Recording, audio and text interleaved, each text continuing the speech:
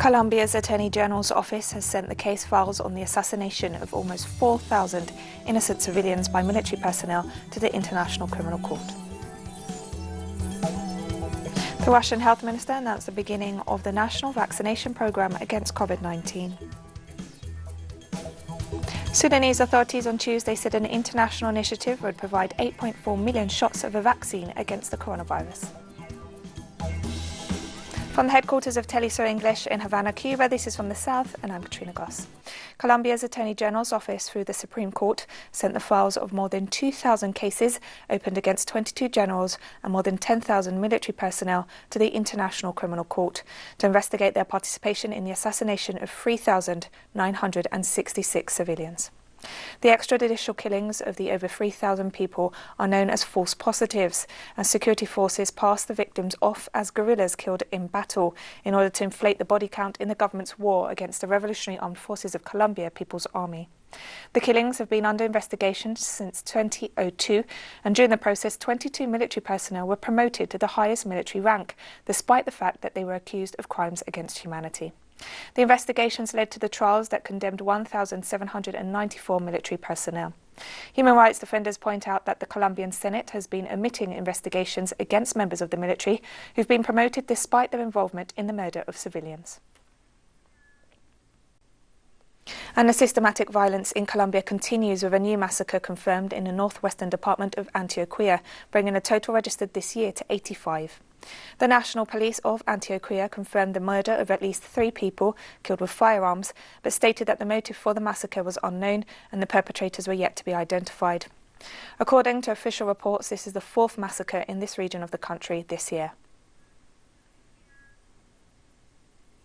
This Tuesday, foreign ministers from several South American countries held a virtual meeting of the Southern Common Market or Mercosur Council. The 57th Ordinary Meeting was held in the framework of the end of Uruguay's pro-temporary presidency of Mercosur, which will now be assumed by the government of Argentina. The 57th session was divided into 2 parts, one in the morning and one in the afternoon, with the representatives of the member states of the bloc. Mercosur members have highlighted the resumption of regional trade, as well as concern for the care of the environment and the commitment of all members to the European Union Mercosur Trade Agreement.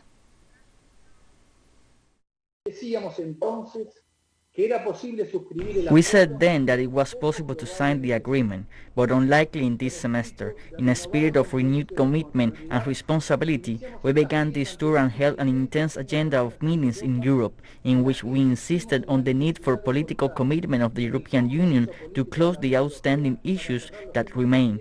We achieved that commitment. The National Constituent Assembly of Venezuela presented its annual report this Tuesday, bringing this legislative cycle to an end, during which the body has guaranteed the stability, sovereignty and independence of the country. From the headquarters of the Venezuelan Parliament, the president of the body, Diosdado Cabello, pointed out that the Constituent Assembly, which was promoted by President Nicolas Maduro as a means to overcome the legislative void provoked by the majority right-wing National Assembly in contempt, had fulfilled its objective of establishing peace after several coup attempts and violence perpetrated by the far right in 2017. Diosdado Cabello also pointed out that during his administration, the Assembly approved 14 laws, 98 decrees and 40 resolutions, for a total of 236 acts that establish peace in the country.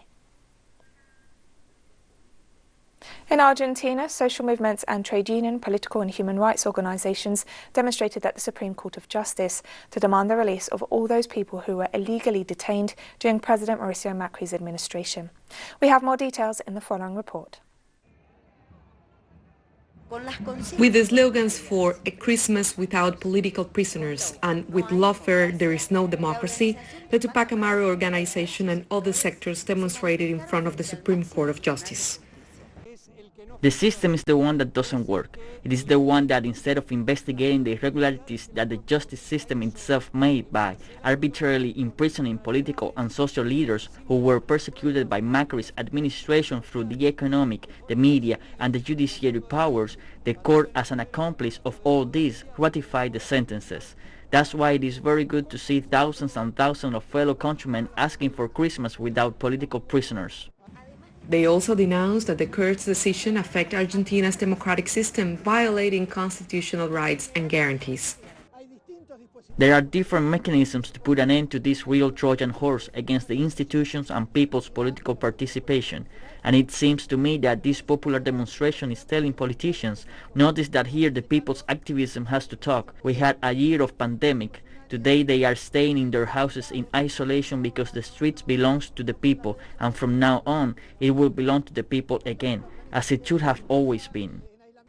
The combination of media judicial power promoted the harassment and imprisonment of people opposed to the government, especially militants of the alliance Cambiemos, Let's Change, which, according to the denouncers, began during Mauricio Macri's administration, but still continues.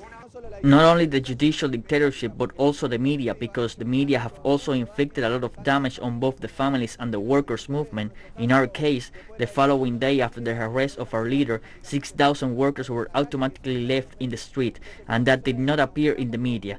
It is time to stand together under the same slogan, which is that the rule of law should return to every citizen of the country. We see the domination of everything that represents the great homeland in all of Latin America, but the activist struggle always continue, and today we are saying Christmas without political prisoners. Social, political and trade union organizations and human rights and church institutions demanded an end to harassment and illegal detentions to restore the rule of law in Argentina.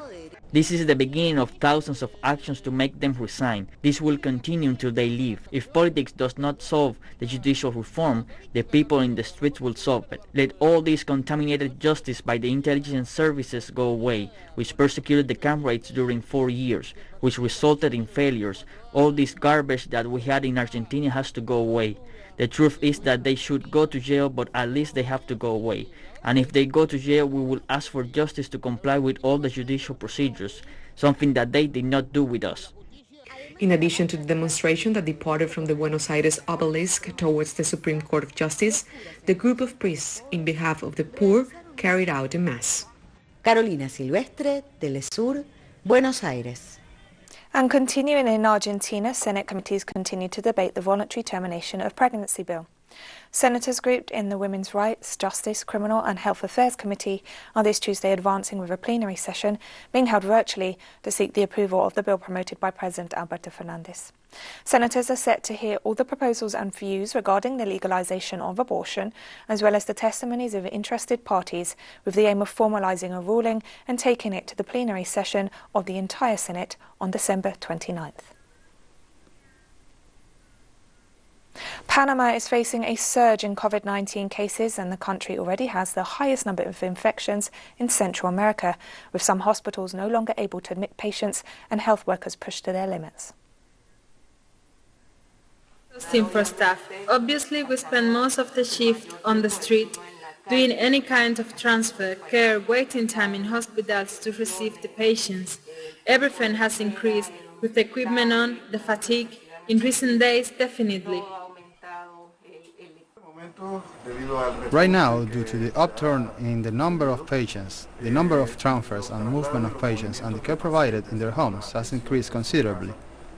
It is a little higher even than when the picture started back in March or April.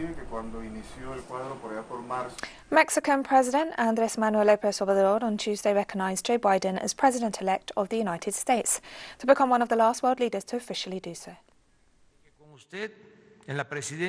We are certain that with Joe Biden as President of the United States, it will be possible to continue applying the basic principle of foreign policy established in our Constitution, especially that of non-intervention and self-determination of nations.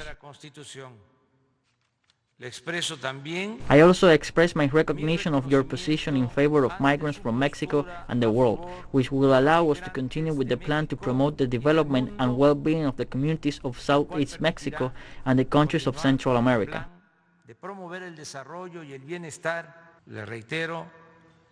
I reiterate our congratulations and wish you the best of luck for the good of your people and our nations. An affectionate greeting.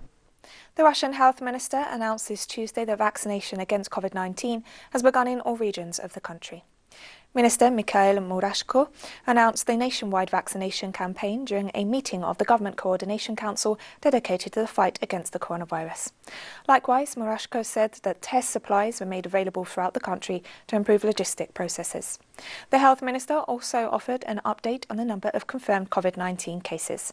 He noted that 80% of active cases, which currently stand at over 900,000, are receiving outpatient care. Russia has registered a total of 2.7 million COVID-19 cases and nearly 48,000 deaths. Over 2.1 million patients have recovered from the virus. I have been working around COVID since May. I have witnessed what the consequences could be. I decided it's better to get a vaccine so my body is ready, and even if I get it, I'll get over it easier. I saw doctors having a vaccine jab before and everything was alright. It gave me confidence.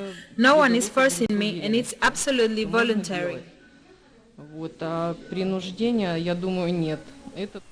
The US Food and Drug Administration's vaccine panel confirmed that Moderna's vaccine is 95% effective, clearing the way for emergency authorization for its use in the United States.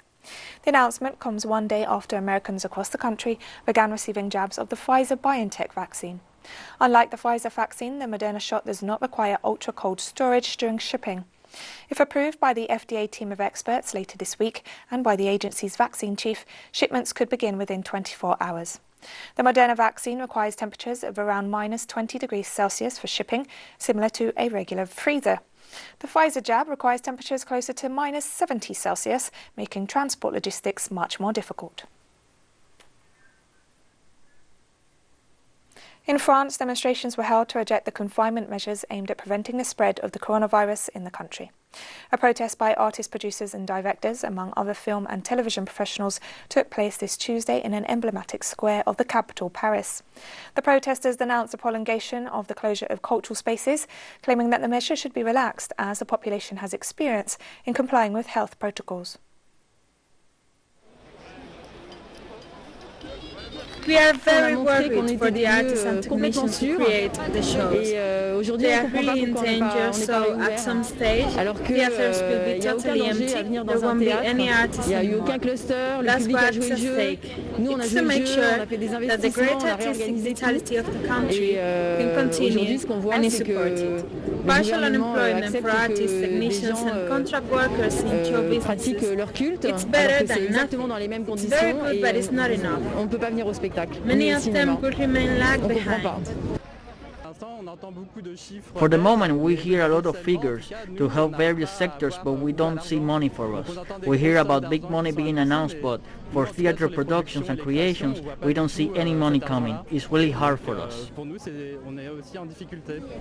Hungarian members of parliament approved a package of new measures targeting the country's LGBT community in the government's latest move in what it terms the defence of traditional values.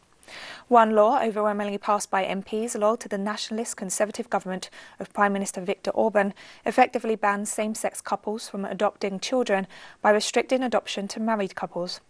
Exceptions to the ban will have to be approved by the Minister for Family Affairs. The government has sharpened its anti-LGBTQ rhetoric in recent months, with the Prime Minister commenting in October that homosexuals should leave our children alone when discussing a row over a children's book containing gay characters. On Tuesday, lawmakers also approved the change to the constitution reading "The mother is a woman, the father is a man." In May, a ban on legally changing one's gender came into force, with rights groups warning this would expose transgender Hungarians to discrimination. In 2018, a government decree effectively banned universities from teaching courses on gender studies. Backwards, while other countries may be faster or in a stronger speed, but they are progressing. In the case of Hungary, this is a backlash. We're going back and taking back protections that are already afforded to same-sex couples, trans people, or LGBTQI people in general. Finally, this amendment was adopted at a time when people are limited in expressing their dissent. We have the epidemic, we have a complete ban of demonstrations, so people are not even in the position to go to the parliament and express their dissent with this whole process and its result. Sudanese authorities on Tuesday said an international initiative would provide 8.4 million shots of a vaccine against the coronavirus. A senior health official told a press conference that the shots to be supplied through the COVAX initiative were expected to arrive in the first quarter of 2021.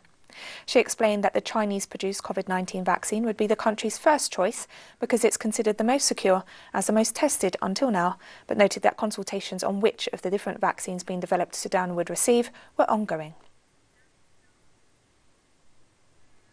And based on the recommendations of the scientific and technical bodies that specialize in this, and in order to provide the highest level of quality to our Sudanese people, according to the conclusions that the research and scientific bodies have reached when it comes to the COVID-19 vaccines development, the Health Ministry has ordered through the Global Alliance for Vaccines and Immunizations, Gavi, last week, 8,400,000 doses, which will cover in the first stage 20% of the Sudanese population. President of Guinea Alpha Conde was sworn in for a third term this Tuesday at the Mohammed V Palace in the capital Conakry. President Alpha Conde, aged 82, won a third presidential term after securing 59.5% of the vote on October 18th. A former opposition leader who himself suffered imprisonment and was even sentenced to death, Conde became Guinea's first democratically elected leader in 2010 and won re-election in 2015. The Africa Centres for Disease Control and Prevention said the continent is experiencing a second wave of COVID-19, as the number of confirmed cases hit over 2.4 million and the death toll rose to over 56,000.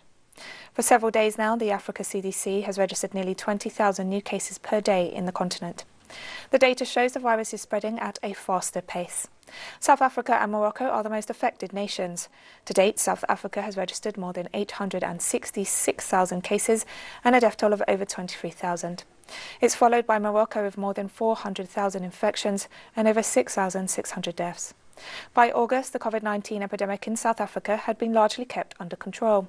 However, the number of new confirmed cases in the country has been on the rise since the beginning of December. Likewise, the numbers of daily new confirmed cases in Egypt, Nigeria, Namibia, Uganda, Rwanda and Burkina Faso have also been on the rise since the beginning of the month. Somalia announced on Tuesday it was severing diplomatic ties with Kenya, accusing Nairobi of recurring interference in its political affairs, as Mogadishu prepares for long-awaited elections scheduled for early 2021. The move came after Kenya hosted the leadership of Somaliland, a breakaway state not recognised by Mogadishu, following months of tensions between the two neighbours. Information Minister Osman Abu Kadubi told reporters that Kenyan diplomats in Mogadishu had been given 7 days to leave the country and that Somalia's envoys were being recalled from Nairobi. On Tuesday, a bombing and a shooting attack in the Afghan capital, Kabul, killed at least 3 people, including a deputy provincial governor.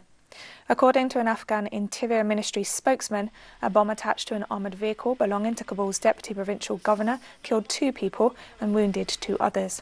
The deputy provincial governor and the apparent target of the attack, Mahbubullah Mohibi, was killed alongside his secretary, while 2 of his bodyguards were wounded. The bombing took place in the Makro neighbourhood of Kabul. Meanwhile, a spokesperson for Kabul's police chief said gunmen shot and killed a police officer and wounded another in a further attack in the capital. No group has claimed responsibility for the attacks. I heard a blast almost 1 hour ago. I rushed to the site. An armored vehicle was targeted by a sticky bomb. The deputy provincial governor and another one was martyred. His driver was wounded. We put them in a police vehicle. Their bloods are still in my clothes. And we've come to the end of this news brief, but remember you can find these and many other stories on our website at telesurenglish.net. You can also join us on social media, Facebook, Twitter, Instagram and Telegram. For TeleSUR English, I'm Katrina Goss and thank you for watching.